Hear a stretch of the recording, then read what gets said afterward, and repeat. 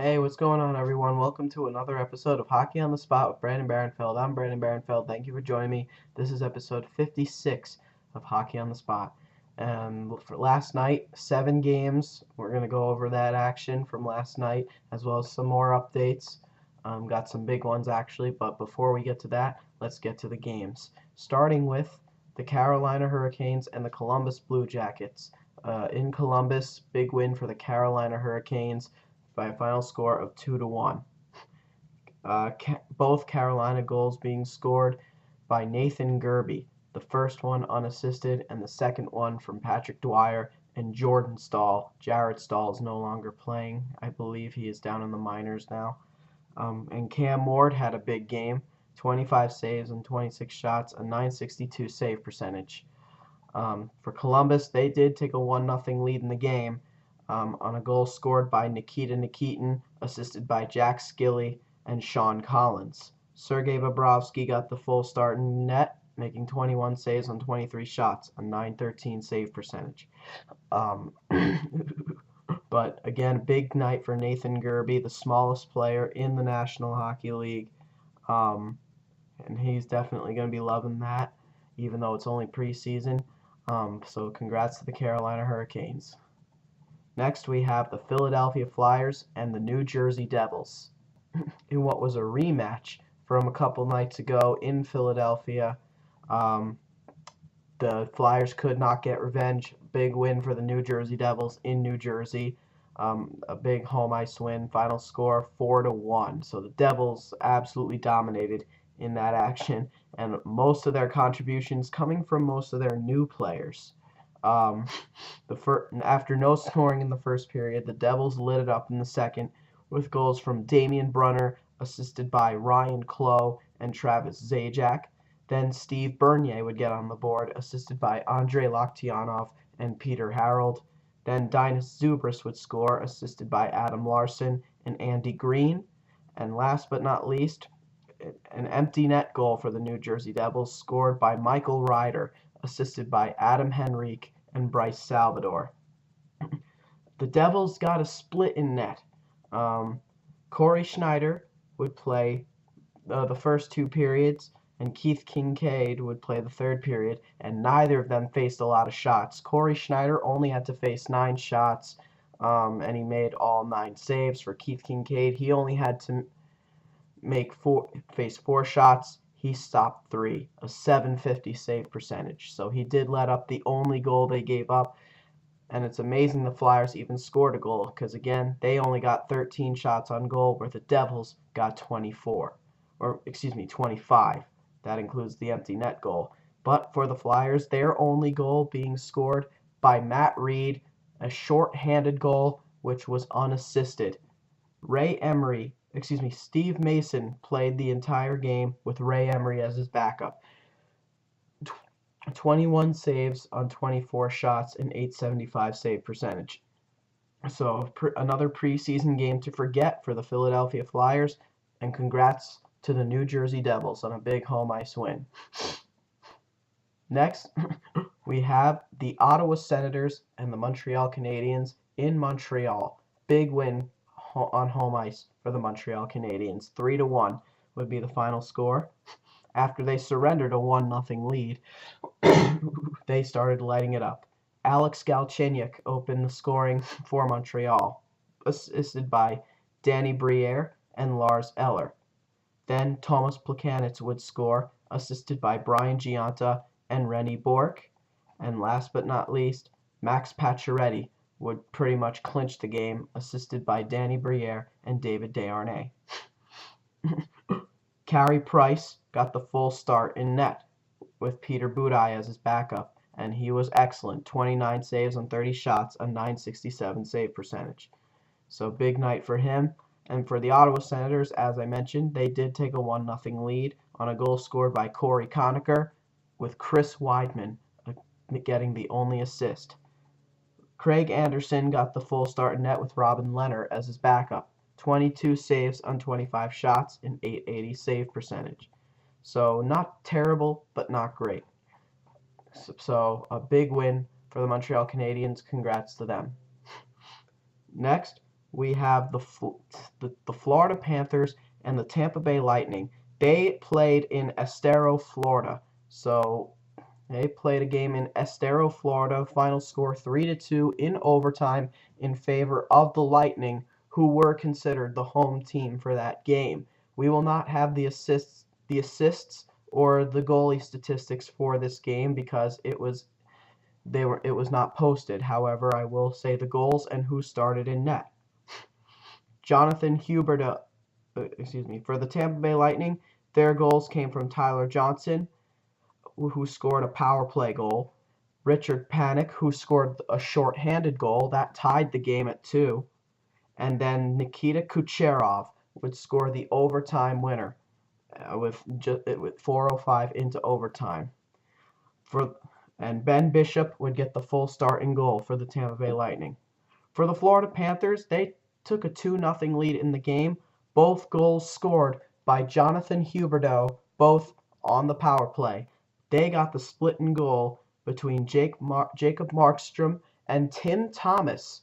And we'll talk more about Tim Thomas after we go through all the scores. But Tim Thomas playing in his first preseason action wearing number 34. So, but again, congrats to the Tampa Bay Lightning. Next, we have the Boston Bruins and the Winnipeg Jets in Winnipeg. Big win for the Boston Bruins, 3-2 in overtime. Boston goals being scored by Patrice Bergeron, assisted by Brad Marchand and Torrey Krug. That made it 1-0. And then after they trailed 2-1, Ryan Spooner would tie the game, assisted by Matt Bartkowski and Torrey Krug. Ryan Spooner had a big game last night. And then in overtime, it would be Louis Eriksson that would come out with the overtime winner, assisted by Ryan Spooner and Dennis Seidenberg. Nicholas Svedberg would get the full start and goal. He made 26 saves on 28 shots, a .929 save percentage, which could mean that with Anton Khudobin gone, he seems to me like a guy who's pretty much clinched the backup spot. He's played very well, and it wouldn't surprise me if he beats out Chad Johnson for the backup spot, who was Svedberg's backup last night. Meanwhile, for the Winnipeg Jets, both of their goals came on the power play. The first goal being scored by Devin Setoguchi, assisted by Jacob Trouba and Olli Jokinen. And then the second one that made the game 2-1 was scored by Mark Scheifele, assisted by Eric Tangradi and Grant Klitzum. Andre Pavlik got the full start in net, making 31 saves on 34 shots, a .912 save percentage. So he actually did have a good game, but it was not good enough to pull out a win. Again, Boston Bruins winning on the road in OT. Congrats to the Boston Bruins. Next, we have the Dallas Stars and the Colorado Avalanche in Dallas. A big blowout victory for the Dallas Stars on home ice. Final score of 5-1. Dallas goals coming from Alex Chiasson, who actually had a 2-goal performance, assisted by Alex Goligoski and Ryan Whitney. Then Eric Cole would score, assisted by Tyler Seguin and Jamie Benn. Then Alex Goligoski would score a goal, assisted by Ray Whitney. Goligoski would go on to have a 3-point night. Next would come Alex Chiasson's second goal, assisted by Tyler Seguin and Sergei Gonchar. And then Valeri Nichushkin would close the door, assisted by Alex Goligoski. Kari Lehtinen got the full start and goal, making 25 saves on 26 shots, a .962 save percentage. And for the Colorado Avalanche, their only goal came on the power play, just like Alex Chiasson's second goal. Alex Chiasson's second goal was a power play goal, I forgot to mention. Colorado's only goal was also a power play goal, which was scored by Jamie McGinn, assisted by Eric Johnson and Marc-Andre Clichet. Semyon Varlamov got the full start and goal, making 19 saves on 24 shots, a .792 save percentage. So a night to forget for Semyon Varlamov and the Colorado Avalanche, with the preseason coming to a close very shortly. So a big win for the Dallas Stars. Congrats to them. And last but certainly not least, we had the New York Rangers and the Vancouver Canucks in Vancouver, the rematch of and reuniting of the two head coaches that used to coach each other's teams. Alain Vigneault, who used to coach the Vancouver Canucks, now coaches the New York Rangers, and John Tortorella, who used to coach the New York Rangers, now coaches the Vancouver Canucks. Last night, it would be John Tortorella and the Vancouver Canucks who not only came out on top, but killed the competition by a final score of 5-0 on home ice, even though the New York Rangers dominated in the shots on goal category.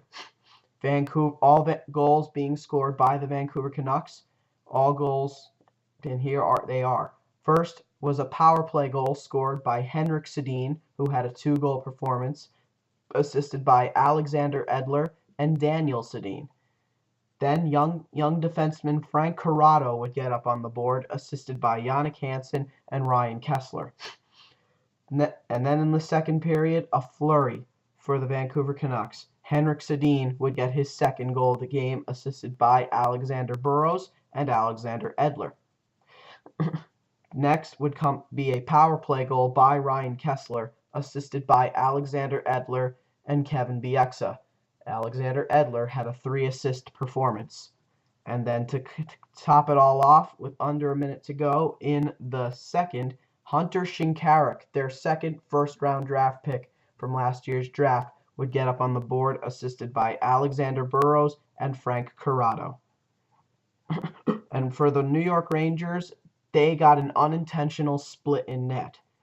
Henrik Lundqvist was expected to start the entire game, but he got pulled after 2 periods after letting up 5 goals on just 17 shots, only 12 saves. So 12 saves on 17 shots for Henrik Lundqvist, a .706 save percentage. Not a good night for Henrik Lundqvist.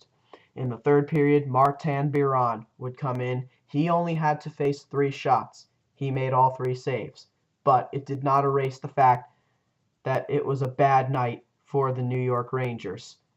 And for the Vancouver Canucks, Roberto Luongo got the full start in goal and again was probably the star of that game. 41 saves on all 41 shots faced.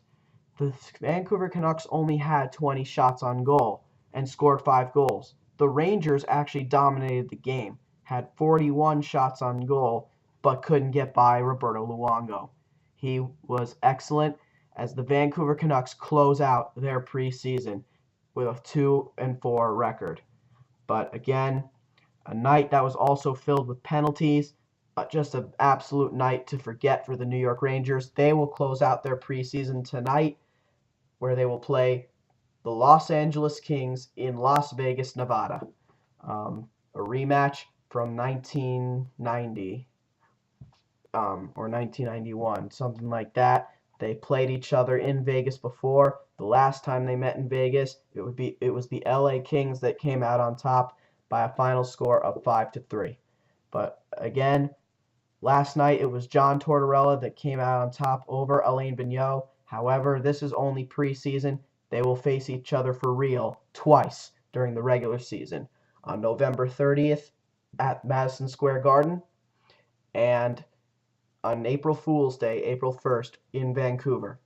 So again, but for tonight, last night, it was Vancouver's night. Congratulations to the Vancouver Canucks. And now, let's end our video with some updates. It is official that Tim Thomas has signed with the Florida Panthers on a 1-year basis worth between $3 and $4 million. In addition to that, the sale of the Florida Panthers is also official, as New York businessman Vincent, aka Vinny Viola, would buy the Florida Panthers with every intention of keeping them in Florida. So hopefully this will be the sign of many great things to come in Florida. Also, in other big news, restricted free agent center Derek Stepan who was the final major restricted free agent on the board not too long after Cody Franson's re-signing with the Toronto Maple Leafs, would re-sign at long last with the New York Rangers on a 2-year deal worth $6.15 million. They finally came to terms, and let me tell you, considering the way the New York Rangers played this preseason, without him, they absolutely need him. He's going to be a humongous part of their team this year. He was their leading scorer last year, so they need him big time. Also, unrestricted free agent goaltender Jose Theodore, one of the top free agents remaining, has decided to wait for an NHL deal instead of going to the KHL. There are 3 teams that could use him and could have interest in his talents. The Pittsburgh Penguins, because of the fact that Thomas Vokoun is out with blood clots and could be out for a long time. The Nashville Predators, who have Carter Hutton serving as their backup right now, and the San Jose Sharks, who have Alex Stalock serving as their backup right now. He could fit one of those teams, fitting either Pekka Rinne or Antti Niemi. So that will be a very interesting situation. Also, the Phoenix Coyotes have released forward Gilbert Brule from his professional tryout. This is the second Phoenix Coyote who was invited to a camp that was released. The first was Guillaume Latendresse. And again, for Thomas Vokoun, going back to him, his career could quite potentially be over because of the blood clot issues. Hopefully, he can come back and come back strong, but otherwise, his career could potentially be over. And last but certainly not least, some sad news last night. Dennis Brodeur, father of New Jersey Devils goaltender Martin Brodeur, has passed away at the age of 82. He was one of hockey's finest photographers and also the starting goaltender for Team Canada in their quest for the bronze medal at the 1956 Olympics. So, a guy who will definitely be missed, and the father of who is quite arguably the greatest goaltender of all time in the National Hockey League. And that is it. Okie dokie, guys. That'll do it for episode 56 of Hockey on the Spot. Join me again tomorrow when we talk about tonight's preseason action. 9 games tonight, so a very active day for the preseason. But this will be the last real active day of the preseason. Tomorrow there will be only 5 games, and the following day we'll conclude the preseason with 2 games, or I should say 1 game in the form of 2 games, the New York Islanders and the Ottawa Senators in the final split squad game of the preseason. So until then, that'll do it for episode 56 of Hockey on the Spot. This has been Hockey on the Spot with Brandon Barenfeld. I'm Brandon Barenfeld. See you guys again tomorrow. Thank you and have a great day.